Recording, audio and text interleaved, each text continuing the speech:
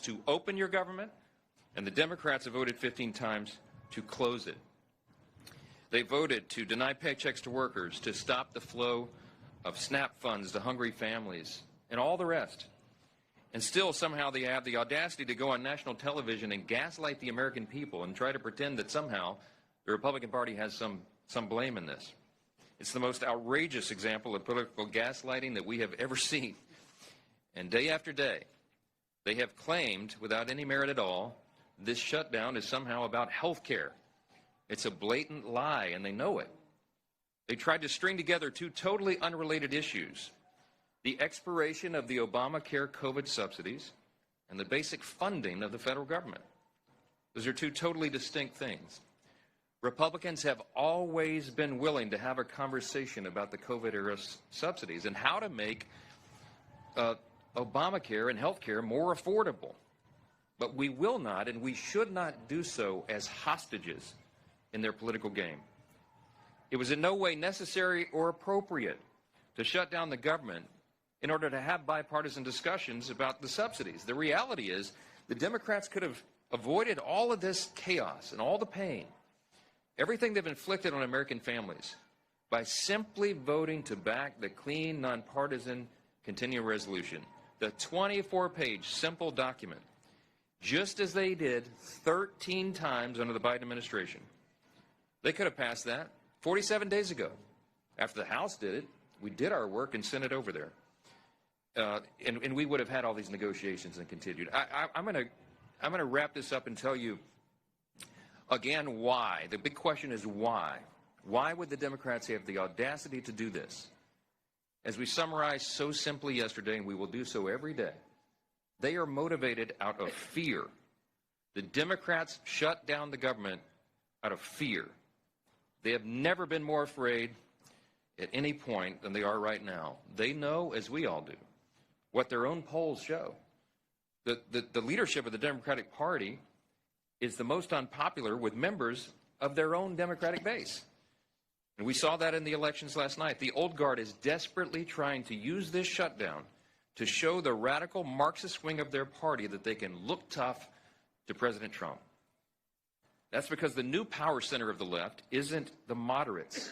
It's the AOCs and the Bernie Sanders and the Mamdanis of the party. It's the activists who believe capitalism is evil, who disdain the founding principles of their own country. They claim that the salvation of our nation will be brought about by bigger government and more bureaucracy. Look what happened in New York City last night. For the first time in American history, an avowed, openly proclaimed socialist has been elected as the mayor of America's largest city. Zoran Mandami is without a doubt the biggest win for socialism in the history of the country, and it is the biggest loss for the American people. He is truly a committed Marxist. And the results of that race tell you everything you need to know about where the Democrats and their party are headed. From the backbench to their leadership, Democrats have fallen in line behind the socialist candidates. Hakeem Jeffries, as you know, is the highest-ranking Democrat in the House. He gave his full blessing to Mamdani and his socialist agenda. Chuck Schumer, the highest-ranking Democrat in the Senate and the highest-ranking Jewish leader in America, flirted with endorsing Mamdani all the way to the bitter end. Never mind the fact that Zoran has embraced anti-Semitic rhetoric and promised to arrest the Prime Minister of Israel if he visits New York City again. And then there's President Obama, who called Mamdani over the weekend to extend his praise and act as a sounding board for the young socialist.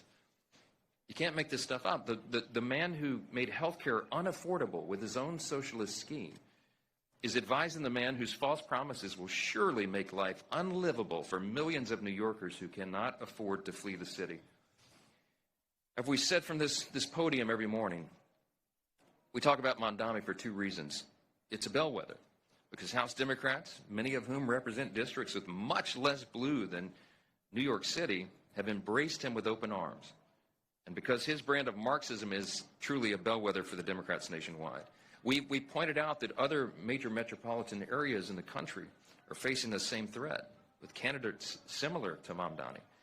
And we're going to continue to call out their effort to mainstream and normalize socialism and Marxism in America. Working families watching this play out have a right to know that socialism and communism are not just confined in New York City. They are quickly coming to a town near you unless you stand up and let your voice of common sense be heard. While Democrats hitch their wagon to the socialist agenda, Republicans are going to continue to act in good faith on behalf of hardworking Americans. And we will remind a new generation of Americans about the painful and inescapable realities of history. We'll have much more to say about this in the days ahead. There were no surprises last night. I'll just summarize on the election, and then I'll yield to some of our sophomore stars here. There's no surprises. What happened last night was blue states and blue cities voted blue. We all saw that coming. And no one should read too much into last night's election results. Off-year elections are not indicative of what's to come. That's what history teaches us. By the way, it's worthy of note that Zoran Mandami himself only received a little over 1 million votes, 1,036,000 votes. There are 8.3 million residents in New York City. 8.5 million, actually, is the number, I think. So about 12% of the city voted to turn their city over to the communists. We'll see how that works out. The lesson is that common sense Americans have to stay informed, you have to stay engaged, and you have to vote and let your voice be heard. But back to the urgent issue of this moment. Unlike our Democrat friends, Republicans know there's no prize for the milestone we've hit today. No one wins in a government shutdown. We pray that Democrats wake up to that truth very soon. We are very hopeful that they will come to their senses and help us to reopen the government. Remember, it's about math. We have to have 60 votes in the Senate, and we only have 53 Republicans. The entire country is waiting and calling on Democrats to put their political fight aside and open the government. Until they do that and do the right thing, House Republicans will continue to do what we've done since day one, and that is helping our constituents navigate the chaos and confusion of the Democrat shutdown back in our districts. And that includes the members of our outstanding sophomore class, many of whom represented here today. Some of them are here, and we want to thank them for their leadership and their resolve, and they're working in their districts and in D.C. and being all over the place. One of those leaders is Congressman Russell Fry, our sophomore class representative. He was the president of the freshman class, and so he still gets that distinction. He serves on our elected leadership committee. And I will tell you that Russell has been a strong voice for common sense, for conservative values, and we are truly grateful to have him with us today. Mr. President of the class, I'll turn over the podium to you. Thanks. Hey, buddy.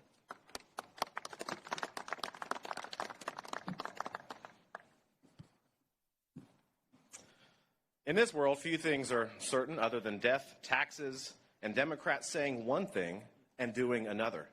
They say they're the party that cares about the American people, but everything that they have done for the last 36 days proves otherwise. Not only is this the longest shutdown of all time, it's also the dumbest shutdown of all time. But now that the election charades are over, maybe Chuck Schumer and Hakeem Jeffries can get the political blessing of their new savior, Zoran Mandami, to reopen the government, to pay our federal employees, to pay our troops, and to allow struggling families on SNAP to receive the benefits that they've had for a long time. But make no mistake, this is not about governing. This is about gamesmanship to the Democratic Party. But I think, and I have faith, that the American people are smart, that they recognize a lie when it is being told to them.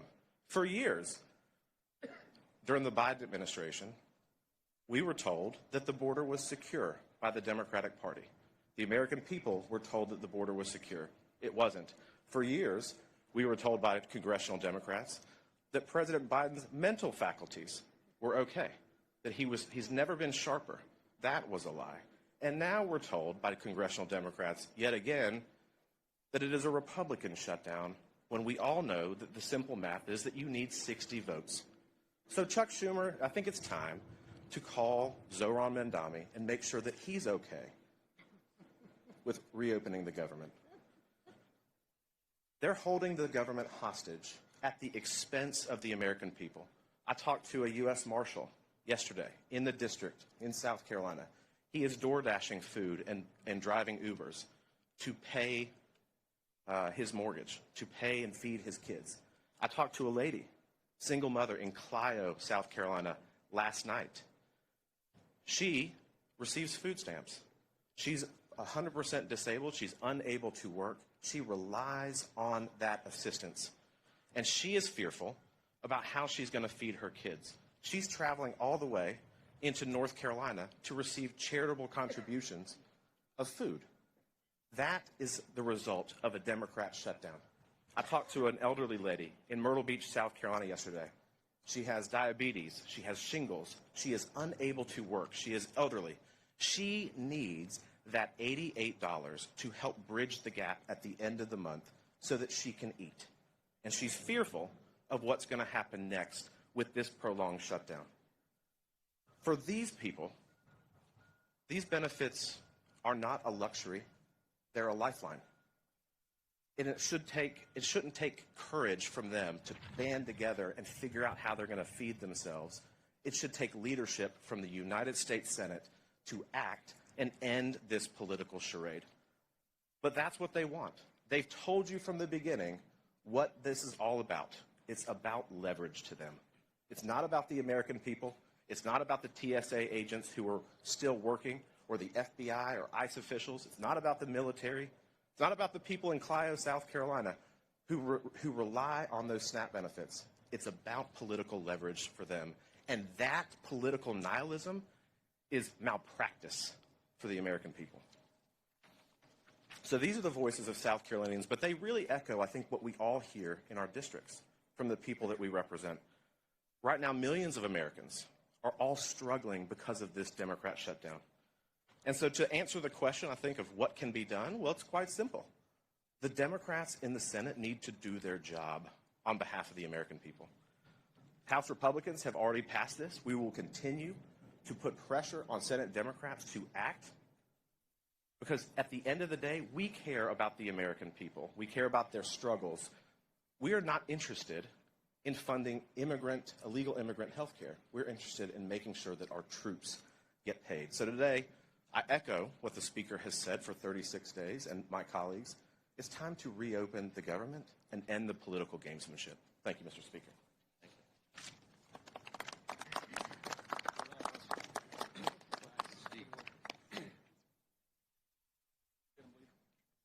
Thank you, Russell.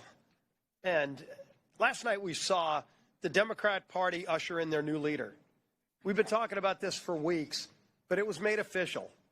When the city of New York elected Zohran Mamdani, he became the new leader of the Democrat Party.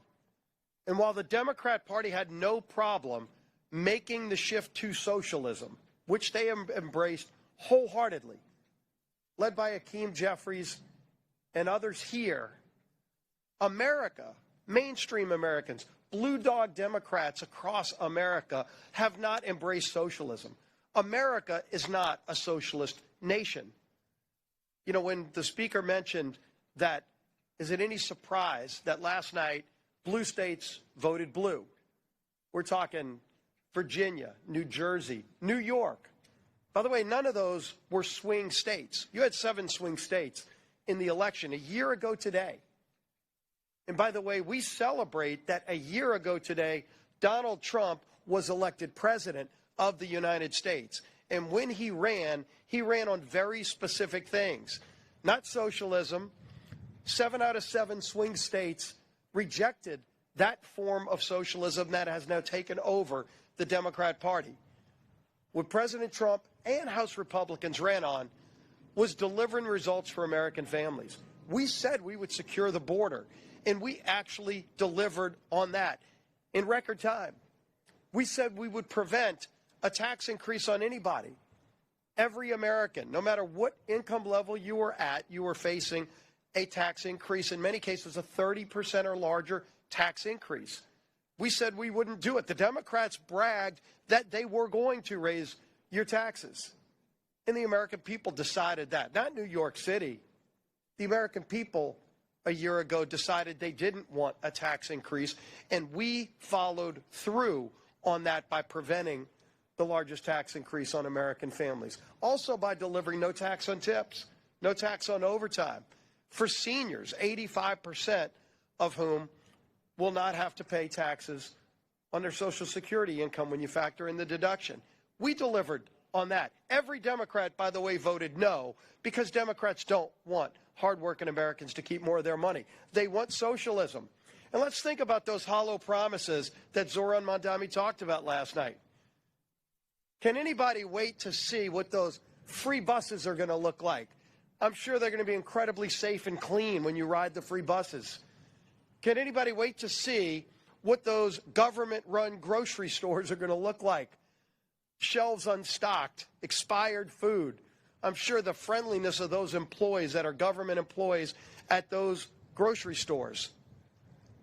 That's what socialism does. Socialism always overpromises and underdelivers.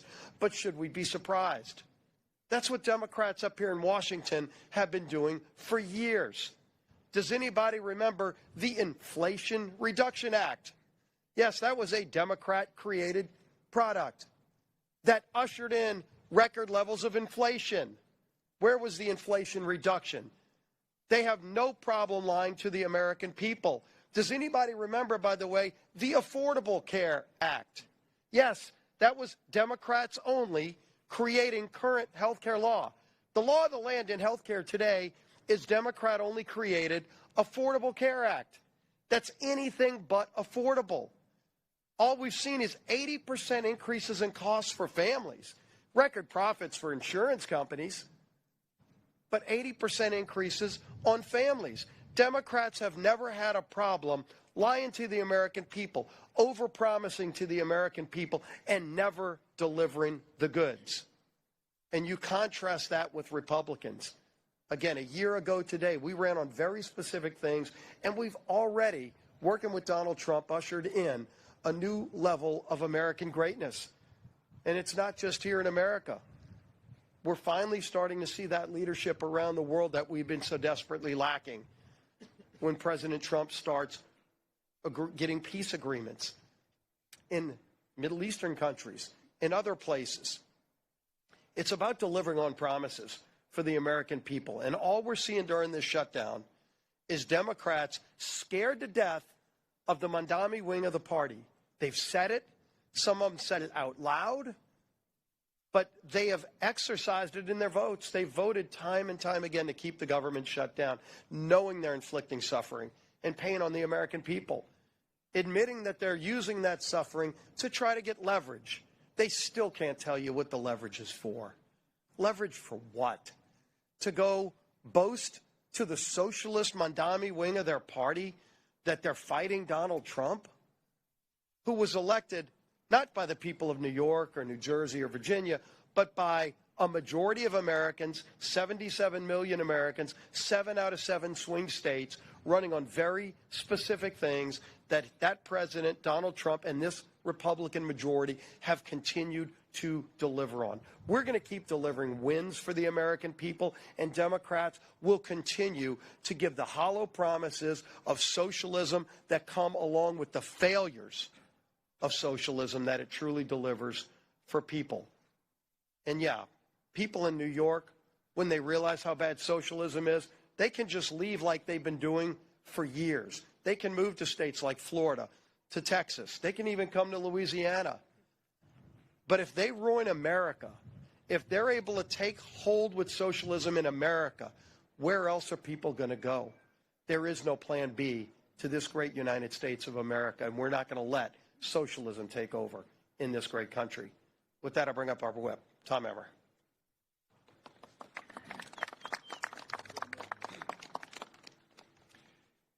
Democrats have officially set the record for the longest shutdown, government shutdown in U.S. history. And each day that their needless shutdown drags on, the consequences get more and more severe. Yesterday, Transportation Secretary Sean Duffy said they might be forced to close certain parts of the airspace if the Democrat government shutdown continues into next week. Remember when one Democrat aide remarked that the party will not concede short of planes falling out of the sky? They weren't kidding. They are prepared to prolong the pain that they've inflicted on the American people because, as Chuck Schumer said, every day the government is shut down gets better for us. And as Catherine Clark and Chris Coons said, Government shutdowns are one of the few leverage times they have. But while the Democrats have been busy playing politics with people's lives, President Trump has been hard at work delivering on the mandate 77 million Americans gave him 1 year ago today. In just 10 months, President Trump has delivered the largest middle tax cut in history. He brought illegal border crossings down to record lows after 4 years of the Biden border crisis. He ended 8 wars and made America respected again on the world stage. And he's just getting started. While President Trump has been hard at work delivering on the American First agenda for 77 million Americans, that's what they voted for, the Democrats have been hard at work obstructing that agenda and consequently the will of the people at every turn. The Democrat Party of today is not your grandfather's Democrat Party. Nothing proves it more than last night's election results. From a communist mayor in New York City to a Virginia attorney general who said he wanted to murder his political opponent, pro-terrorist Marxist radicals are now the left's mainstream. We will prove that there is no problem too large for government to solve and no concern too small for it to care about. That is a direct quote from Kami Mamdani. And it should terrify every single freedom-loving American. This is the land of insanity Chuck Schumer and company have enabled with their party's political games, and now they must own the consequences. And with that, our conference chair, Lisa McClain.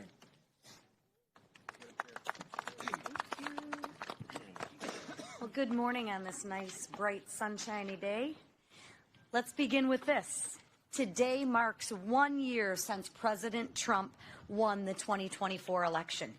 And since that day, Republicans secured our border, unleashed American energy, and delivered the largest tax cut for working families in history. Promises made, promises kept. Yep, there's a lot more to come, folks. But Democrats, in that 1 year, they have done nothing but obstruct, delay, and deny. They've obstructed the American people's agenda, delayed millions of flights, and denied SNAP benefits for the hungry. And for what? Ask yourself, for what are the Democrats fighting for? Well, they're fighting for $1.5 trillion in new debt to fund health care for illegals and continue the wasteful spending. I mean, Democrats, you need to say that loud and say it proud, because as Republicans, we're going to make you own those votes. There's no turning back. Democrats want $1.5 trillion of wasteful spending and health care for illegals that you all are going to pay for. Over the past year, Democrats have wandered around with no plan, no vision, and no leader. But today, they finally found their leader. The radical communist mayor of New York City, a self-proclaimed communist who wants Americans to pay for global health care. Well, you wanted it, you got it. A communist who wants the government to own grocery stores. And a communist who wants the government to tell you what to do with your hard-earned money. Because you see, the Democrats don't think you are good stewards of their money. The Democrats think the government can be much smarter with what to do with your hard-earned tax dollars.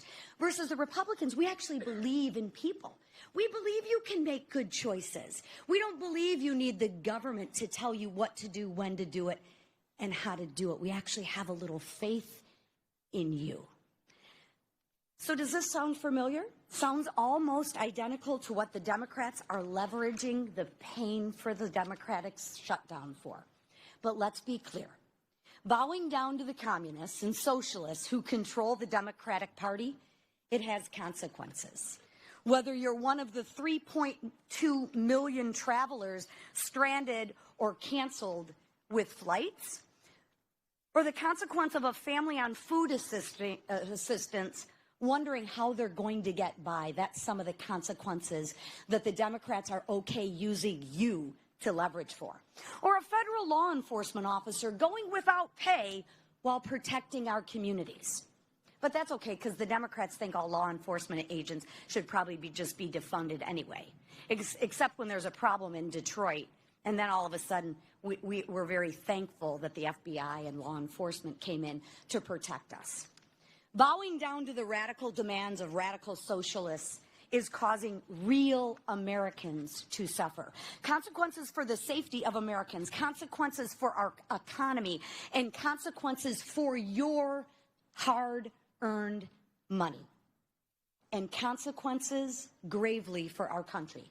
So Democrats, it is time to stop ignoring the consequences. It's time to stop bowing down. It's time to reopen the government, end the demands, end the shutdown, and let's get back to putting hard-working Americans first. Thank you. Thank you. Okay, questions? Yes, go ahead. I've called on somebody else. Go ahead. Thank you. We're having a press conference. Thank you. Go ahead. Yes, ma'am. And you should respect free speech. What's the question? What's the question? What's the question?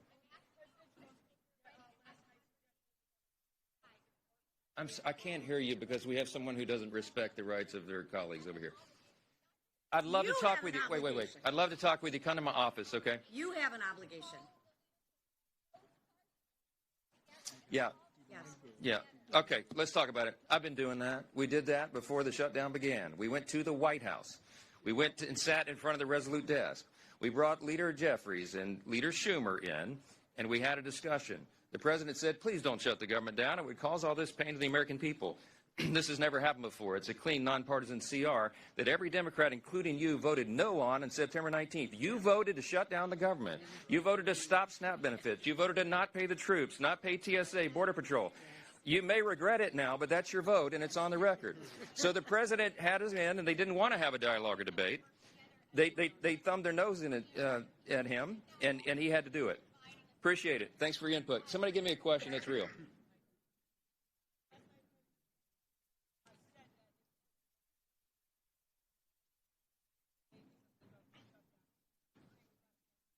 Well, he and I talked about it early this morning. We woke up very early, and we talked about the outcome, and I reminded him that, as we know from history, those of us who watch these things very closely and always do, that an off-year election is not indicative of what happens next. I mean, look at Virginia, for example.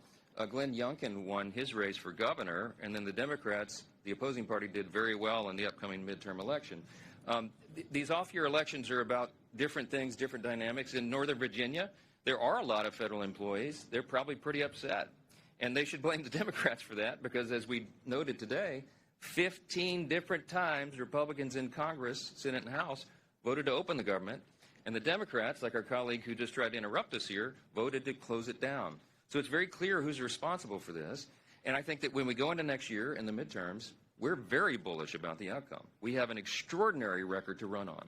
You mentioned, Leader Scalise mentioned sort of what we call the split screen here.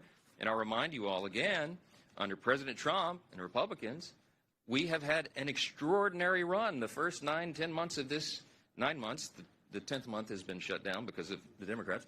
The first 9 months of this Congress and this administration, arguably the most productive of all time.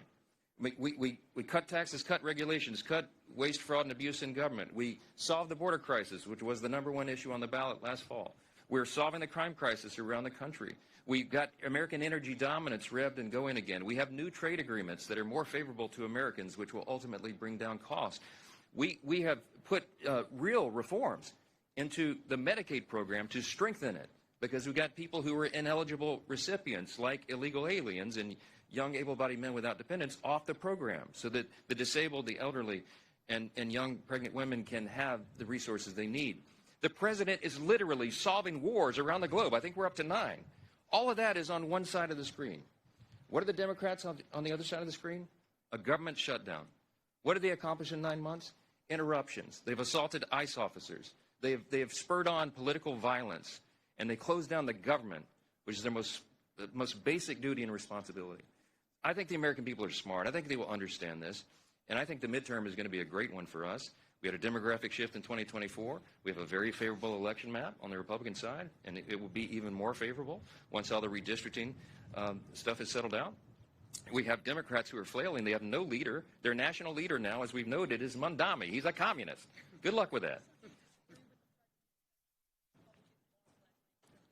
I don't think the loss last night was any reflection about Republicans at all. I think people are frustrated and angry, as we are. I am. The president is.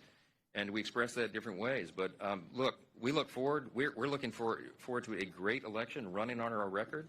And we're going to get all of our incumbents reelected, and we're going to add to the number here. So that's the answer. Yes.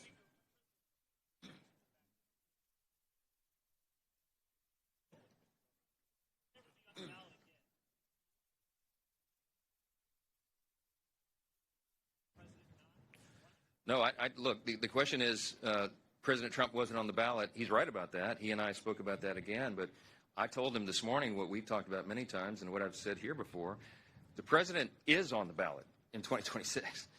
President Trump is on the ballot next fall.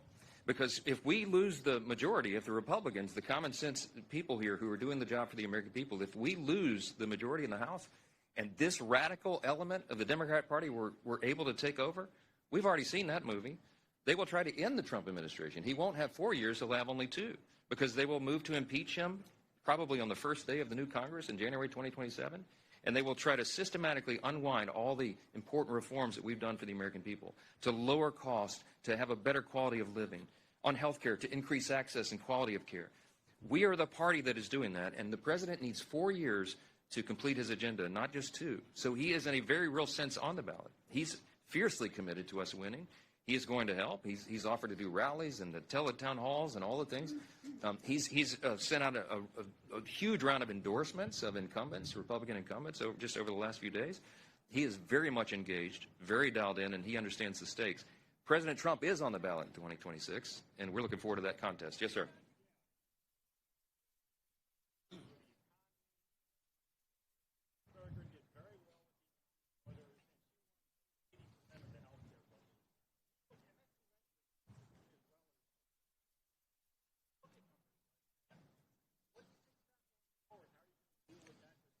Well, the economy and health care are 2 of the primary issues in the country, clearly, and that's why we are delighted to run on our record. We are addressing that. We are delivering for the people. We are fulfilling our promises. President Trump got more votes, by the way, in Virginia and New Jersey than either of the 2 governor candidates, the Democrats there. And one of the things that we ran on was improving these. We passed the American Families Tax Cut, the big, beautiful bill, and got it signed into law on July 4th. Many of those provisions will be coming into play now. It was filled with pro-growth policies. The people standing behind me all worked individually and collectively very hard on that legislation. And the American people are going to feel the positive effects of that before they vote next fall. We did it early enough so that the economic effects could be felt. And you're going to see costs go down and quality of life improve. Our policies lead to that. Socialism does not. Socialism does not lower costs. It doesn't lead to lower cost. It leads to human misery. It leads to the decay of society. It has happened everywhere. When the socialists, Mondami, and the Democrats here, Leader Jeffries apparently is a socialist now. He endorsed Mondami. He owns the results there. But when they come out and they go out into their districts next year and they try to tell people that socialism is the way of the future, anyone who studies history will tell them the opposite. The AOC and Bernie and Mondami and Jeffries, they don't tell people that when government takes control of everything, you have to give up your freedom, your liberty, your opportunity, your security are yielded to the government, and that the government controls everything.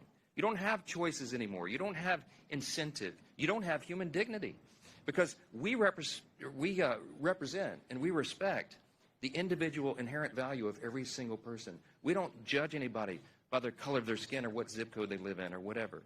We are all Americans. The socialists and the Marxists divide us into camps, and they value you not as an individual, but on the merits of the group that you are collected into.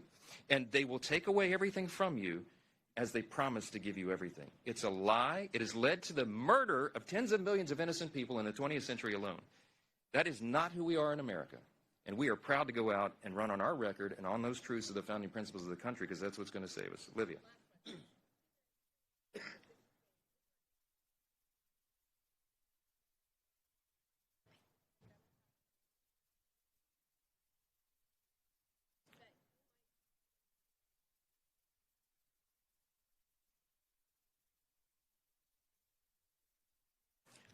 I don't have anything to do with redistricting. The Speaker of the House, people think, are in charge of everything. This is a state-by-state battle.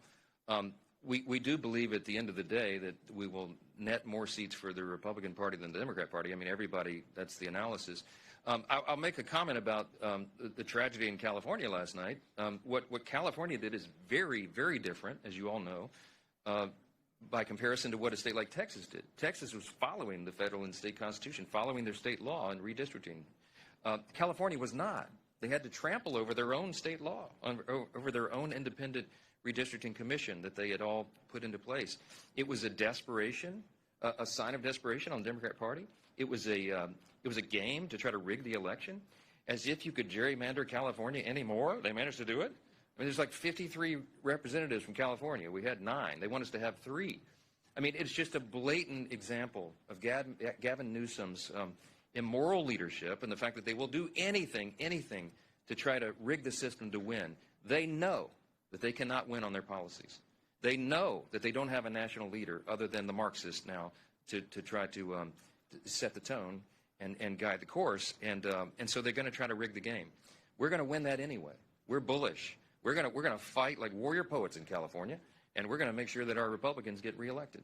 And we're going to do that all around the country, and we're going to continue to move forward, pursuing the America First agenda, delivering on our promises, and making this country great again. That's what we're committed to, and we'll continue to do it. Thank you.